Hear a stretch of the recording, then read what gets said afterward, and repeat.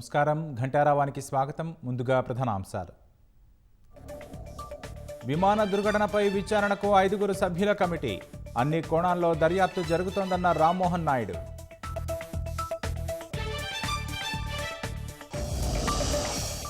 ఇరవై 24 గంటల్లో 3 సార్లు ఇజ్రాయెల్పై ఇరాన్ ప్రతీకార దాడులు.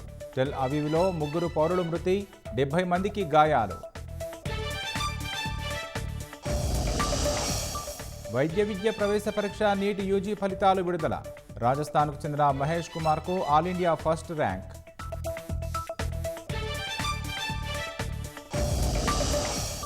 చంద్రబాబు పాలనలో జగన్ ఆటలు సాగబన్న హోంమంత్రి. మహిళల్ని అడ్డం పెట్టుకుని రాజకీయాలు చేస్తున్నారని అనిత ధ్వజం.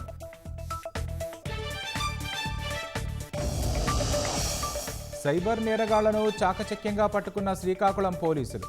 డిజిటల్ అరెస్టు పేరుతో 13 లక్షలకు పైగా వసూలు చేసినట్లు గుర్తింపు.